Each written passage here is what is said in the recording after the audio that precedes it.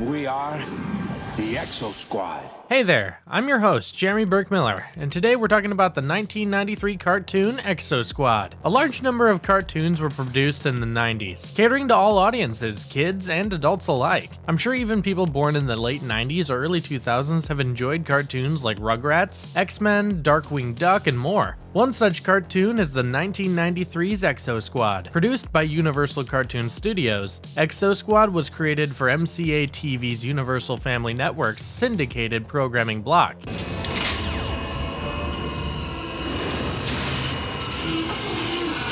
The show is set in the early 22nd century and focuses on the war between humanity and Neosapiens, a fictional race created as slaves for humans. The show follows the adventures of the Able Squad, a team of elite human mecha pilots, but also has plenty of POVs of the Neosapiens. So today, we explore what makes this cartoon show stand out from the rest, and why it's a 90s classic remembered by everyone. Before we go into our explanation, we have a very small request. If you like our content, please support us by subscribing to our channel. This is a small click for you, but for us, it means a lot. Thank you. Let's begin. 149er! Copy coordinates, Nara. Stand by! What the cartoon television series is all about. The show is set in the early 22nd century when humanity developed resources beyond Earth. With the help of exoskeletons called E-frames, humans could terraform Venus and Mars successfully, but everything fell to waste when their creation, the Neosapiens, attacked humanity. The Neosapiens were led by Phaeton, and had seized control over Venus, Earth, and Mars. Lieutenant J.T. Marsh is the leader of a small band of E-frame pilots dedicated to freeing humanity from the rule of the Neosapiens. Exo Squad premiered in September 1993, and was quite different from the cartoon produced then. It followed a long story arc, unlike other American shows of the time. It was also more intense and action-based than other cartoons directed towards kids. It also focused on heavy elements like slavery, concentration camps, and war. Quite serious topics if you're a kid. The show lasted for 52 episodes over 2 seasons, airing from 1993 to 1994. The show came with a vast range of toy, E-frames, fighters, and action figures produced by Playmates. The main story arc primarily focuses on the Able Squad, an Exo Squad stationed on Resolute as part of Flight 1. The first leader of the Able Squad was Lieutenant J.T. Marsh. During the war, Marsh pilots an AA-500 Falcon E-frame. After being promoted to Lieutenant Commander, he now has 2 squads under his command, Able Squad and Baker Squad. He was voiced by Robbie Benson. Nora Burns is the youngest squad member and becomes its second leader after Marsh's promotion. Her parents had been killed during a Neosapien attack on Venus, but her brother James Burns had survived and began to lead Venus's resistance forces. But soon, her brother died during the liberation of the planet, and Nara only had the Able Squad to call family. She was voiced by Lisa Ann Belly. Maggie Weston is the tech and repair specialist for the Able Squad. She is highly skilled in machinery and can repair any E-frame in any condition and make it fly again. She wasn't confident in her personal life and was usually a loner. She piloted a PO-024 field repair E-frame. Terrell Rothery voiced her. Sergeant Rita Torres is the second in the Able Squad chain of command. Not much is known about her past except that her ex-boyfriend broke up with her for unknown reasons and that she hates the pirate clans. It is later revealed that she didn't hate them indiscriminately, but hated one pilot named Jubail specifically, who had killed her last squad and damaged her E-frame, leaving her to suffocate in space. She's intelligent and skilled and a strictly by-the-book person. During the war, she piloted a LD-029. She was voiced by Janice Jod. Kaz Takagi is the second youngest member of the Able Squad. He is regarded as a rookie and a troublemaker, but even though he makes such trouble, he has never let his team down. Kaz piloted a CR-001 Exo fighter, which was incapable of ground combat. Hence, he usually provided air support and posed as a scout. He was a skilled pilot. He regarded teammate Wold Bronsky as his mentor and closest friend. After the end of the war, Marsh had him sent to the Exo Fleet Academy. Michael Benier voiced him. Alec DeLeon is the intelligence and communication specialist of the team. Before his military career, he used to be a thief in France and joined the Exo Fleet. DeLeon is cheerful and upbeat, and has a sense of humor that surfaces even in the worst situations. He's highly skilled in combat and can get out of the fiercest fights without a scratch. He had been JT Marsh's right-hand man. He sacrificed himself to let the Exo fleet gain control of the moon. After the war, Professor Algernon and Galba created a new body for him and embedded his personality, which had been stored in his E-Frame's flight data recorder, into the body. His new body was a Neo-Mega and had been modified to appear like a Terran. Before his death, he had piloted an SLR-345 Wraith E-Frame. Wolf Bronsky was the most experienced member of the Able Squad. He was an excellent marksman with exceptional tactical skills, although he frequently adopted unorthodox methods. He didn't care much for rules and etiquette. He also served as a source of humor throughout the series and would disgust characters with his belching, proving comic relief even in the most challenging situations. As the most experienced member, he piloted the most dangerous and unstable E-Frame, a BD-100. He was voiced by Michael Donovan. Narsala is the only Neosapien on the team, and the oldest amongst the others. He was one of the leaders of the first Neosapien revolt, 50 years before the show's event, and was close friends with Phaeton, but Phaeton betrayed him to save his own skin, ending their friendship. This drove Marsala to join the Exo fleet and serve them after the first rebellion. He was marked as a traitor by the Neosapiens to be killed on sight. He had the best interests of the Neosapiens in his heart, and believed Neosapiens should not enslave the Terrans, even though they themselves had been enslaved. He was voiced by Gary Chalk. The Terrans created the Neosapiens to work for them on Mars and Venus.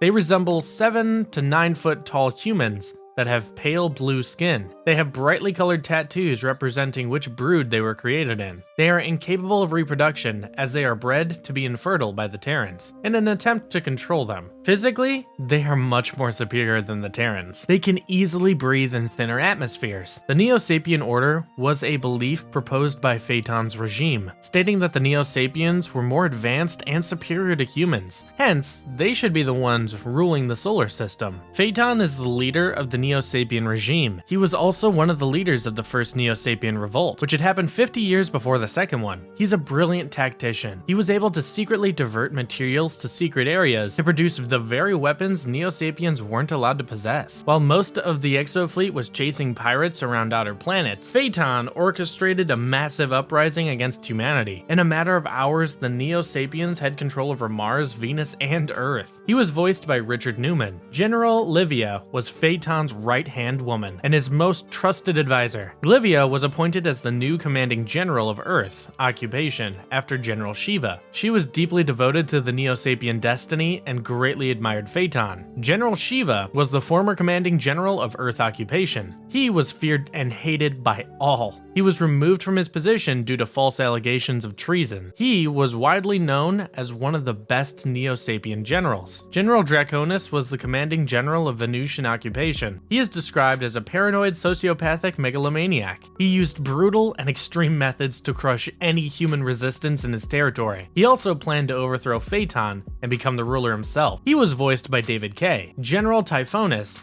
was the minister of battle forces of the Neosapiens, and also the de facto leader of Mars after the relocation of Phaeton's capital to Phaeton City, formerly the city of Chicago. He was voiced by Rob Morton. General Drusus was the commanding general of Ceres during the war. It is unclear why a general was put in charge of an asteroid, but it is believed the first Neo-Mega breeding facility may have been located there. Apparently, he was executed by Phaeton for failing his duties. A Star Wars-like narration at the show's beginning shows the setting and background information about the series. 50 years before the show's events, the Neosapiens had revolted against the humans. Still, they had been soon defeated thanks to the advanced weapons and exoskeletons called E-frames that the humans used. In the present, we see the captain of the Danube informing his superiors that they are about to arrive on Mars in 3 days. Soon after, alarms sound on the ship, and 2 rogue vessels intercept the Danube. One of the vessels attacks the ship and destroys the engines. The captain can barely send an SOS before their ship is destroyed. The Able Squad returns to the Resolute after their Martian training exercise.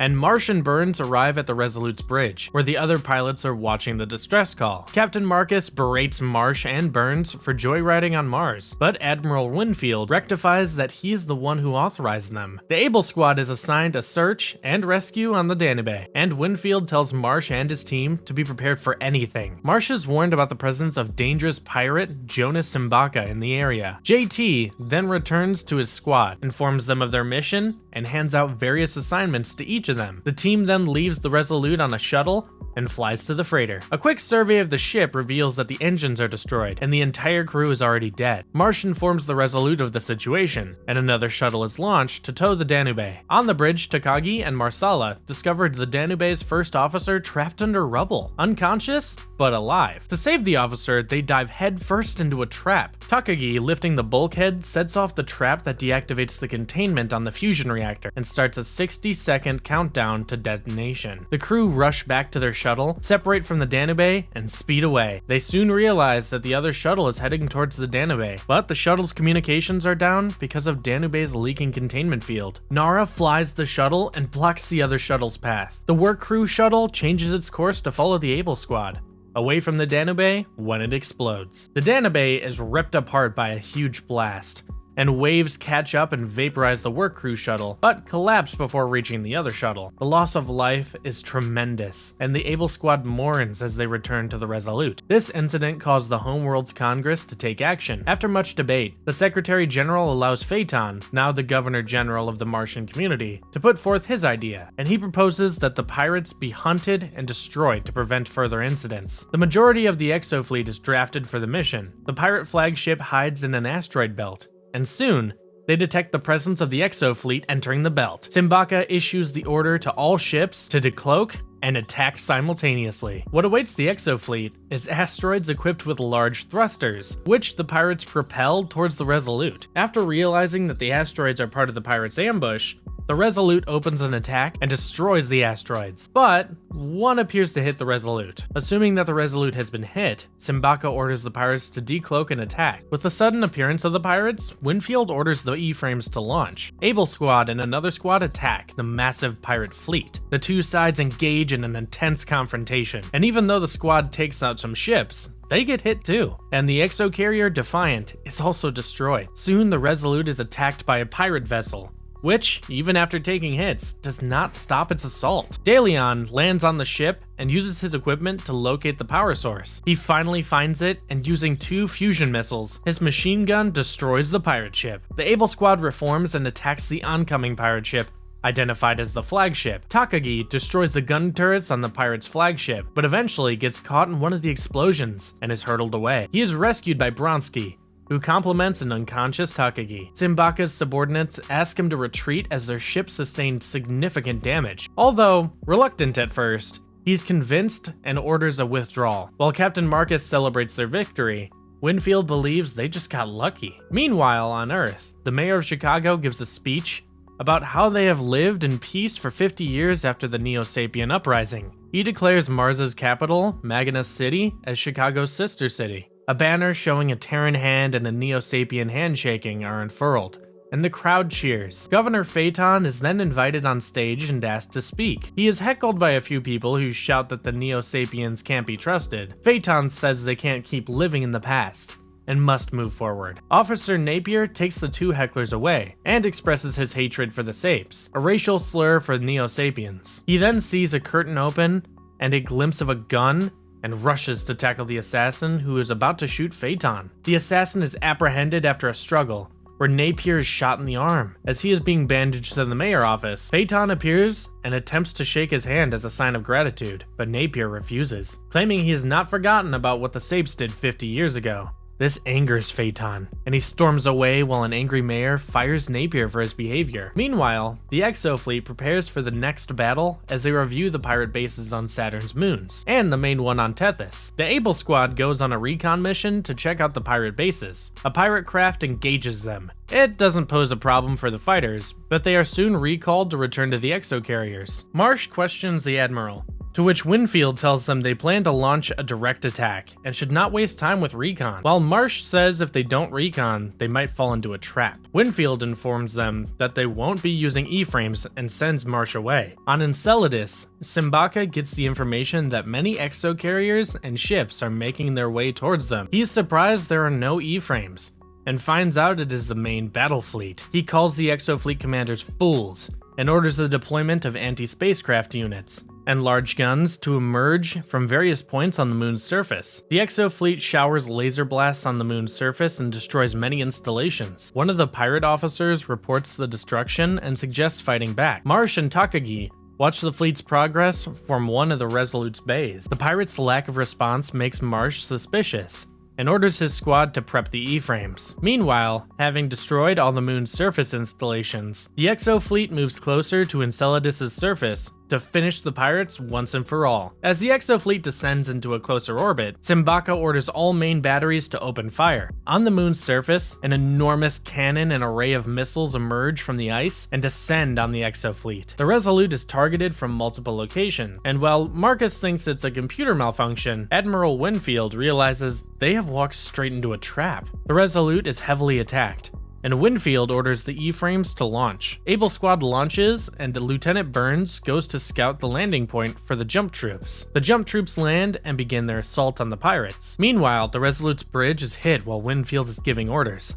The console in front of him explodes, and Winfield falls to the floor. On Earth, Phaeton is revealed to be diversifying funds to create a secret E-frame and weapons facility, which is strictly forbidden for Neosapiens. On Enceladus, Able Squad and the jump troops are able to destroy all the missiles and cannons on the moon's surface, and the pirates retreat into the ice caves. Nara follows them, but is hit with rockets, which destroy her E-frame, and she is taken hostage. The rest of the team follows in to find the pirates and accidentally trip a silent alarm, which alert the pirates. Simbaka and his soldiers move further into the cave and activate holographic cloaking screens to hide. Simbaka orders to fire, and the team is hit by blasts from the walls. Their E-frames get damaged, and they are forced to leave the frames. When the pirates are distracted, Nara grabs a blaster and shoots the control of the cloaking field. One of the pirates almost kills Nara, but before he can, the room's door explodes, and the room begins to decompress, blowing most of the pirates out. Simbaka and the remaining pirates manage to escape, and the rest of the team rescue Nara. Meanwhile, in Phaeton's Martian palace, he stands on the bridge of his flagship,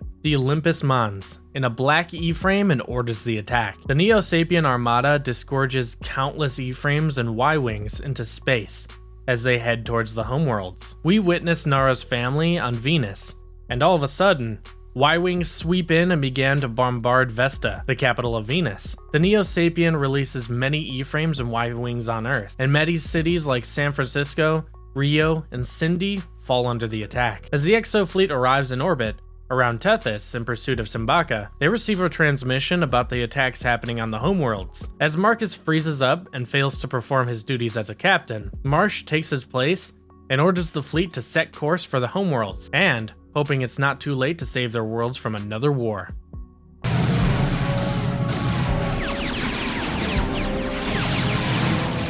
Interesting facts about Exo Squad. Exo Squad references many historical events, particularly involving warfare. Season 1, Episode 4, titled Blitzkrieg, is named after a tactic invented by Nazi Germany for World War II. It involved very rapid combined arms assault. It was one of the illusions used in the show to liken Phaeton's regime to Adolf Hitler. Scorched Venus is the title of Season 1, Episode 8.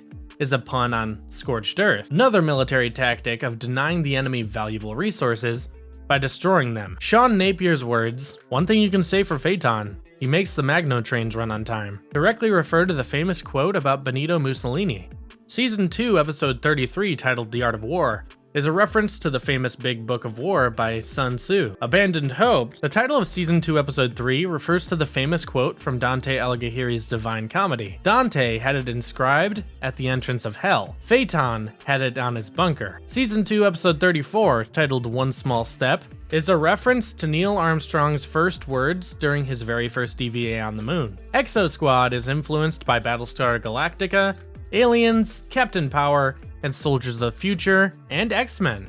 According to the storyboards for the series pitch film from Will Mugino's old website, the series was originally going to be called Exo Force, and JT was initially named Mace Corbett, as indicated in the promotions for the unproduced comics, and an early ad in the Broadcasting magazine. Both names were changed, the former due to Marvel Comics claiming there could be a confusion with X-Force. Mace's name was changed as Hasbro already had a trademark for a character named Mace from the 1988 show Cops. The new name came from Jeff Turner, an employee at Playmates.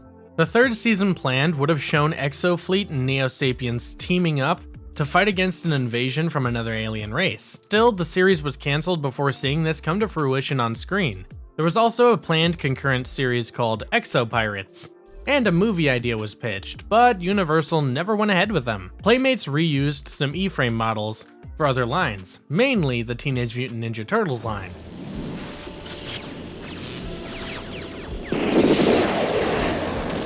What happened to Exo Squad? After a successful run of 2 seasons consisting of 52 episodes, the show was eventually cancelled, even though it was produced by Universal and had a toy line backing it up.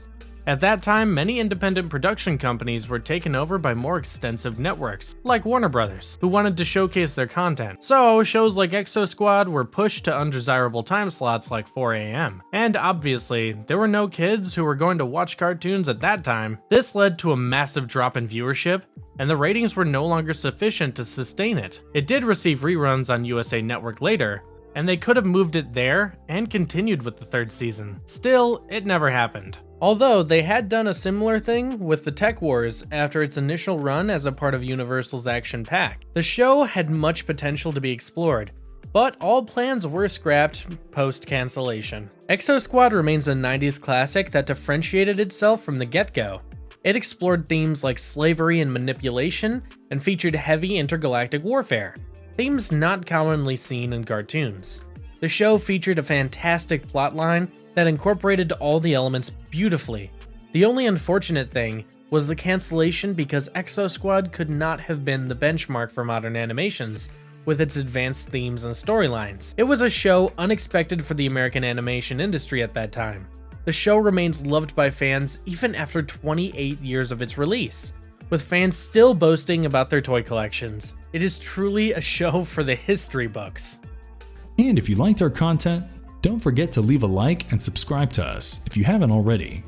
Have a good one and be safe. Thanks everyone. We, the stepchildren of mankind, are now its rulers.